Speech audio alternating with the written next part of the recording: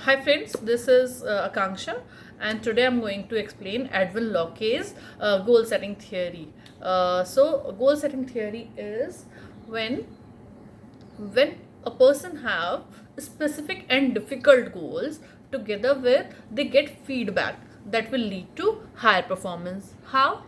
देखिए, हमें बहुत सारे हमारे पेरेंट्स कहते हैं just do your best, do well in your exam, but what does that mean? It is a vague term. There is nothing specific in this, how much we have to score in our exam.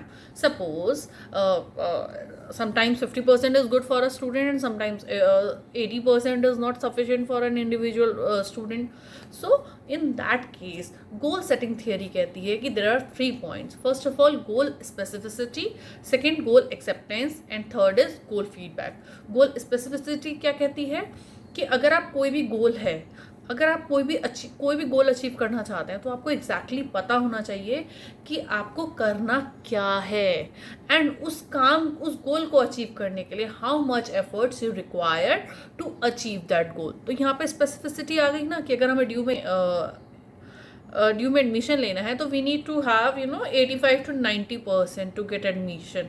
सो वहाँ पे हमारे पास specificity है कि हमें 90% score करना है, तो अब हम वो सब कुछ करेंगे to achieve that 90% goal. Second thing is goal acceptance. Goal acceptance क्या होता है? हम गोल को एक्सेप्ट करें. अब वो गोल्स ईजी गोल्स भी हो सकते हैं एंड डिफ़िकल्ट गोल्स भी हो सकते हैं. ईजी गोल्स एक्सेप्ट करना बहुत ईजी होता है बिकॉज वी नो कि हाँ इसे हम अचीव कर लेंगे, but to accept difficult goals को एक्सेप्ट करना थोड़ा मुश्किल होता है. But once you accept the difficult goals that will lead to higher performance. How? Because ultimately when we know that this goal is difficult, I need to score 90% marks and that is difficult, है ना, तो हम क्या करेंगे? हम अपनी पूरी attention उस गोल को अचीव करने के लिए देंगे. फॉर एग्जाम्पल, अगर हम बात करें मैथ्स की, तो मैथ्स में अगर हमें 90% स्कोर करने हैं तो हमें क्या करना होगा? हमें पता है कि हमें पहले एनसीईआरटी को सॉल्व करना पूरी, देन हमें आर.डी. शर्मा के एग्जाम्पल्स कम से कम 2 बार सारे एग्जाम्पल्स करने हैं. ठीक है, तो ये क्लैरिटी है. तो हम क्या करेंगे? Discover new strategies, new ways to do that thing.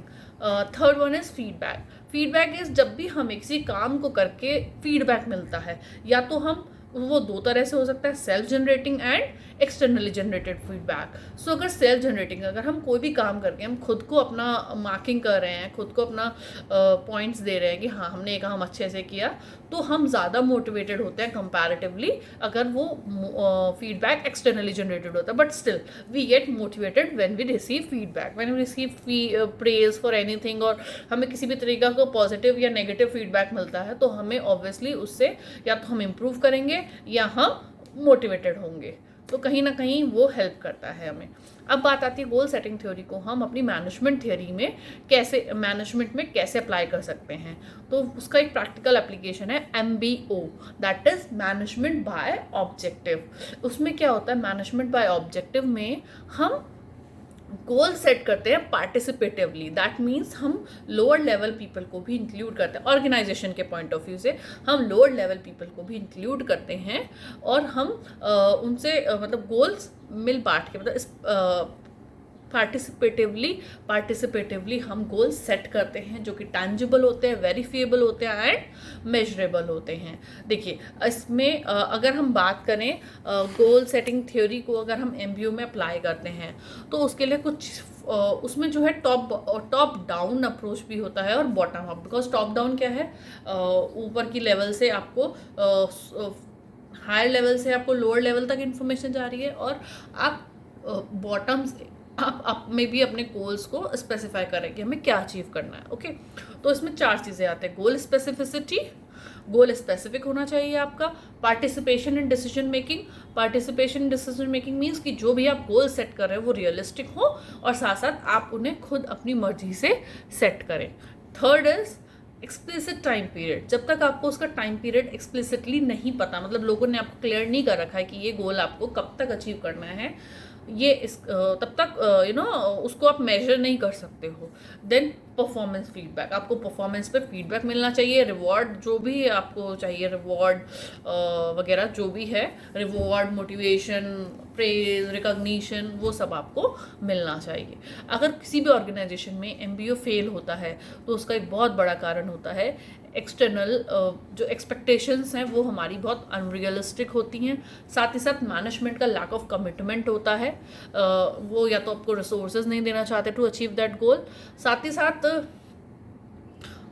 They are not interested in ability to provide rewards for that. Okay, ना तो वो रिसोर्सेज देना चाहते हैं, ना वो रिवॉर्ड्स देना चाहें अगर वो, या उनके एक्सपेक्टेशंस अगर अनरियलिस्टिक हो, तो इस केस में एमबीओ काम नहीं करेगा। Thank you.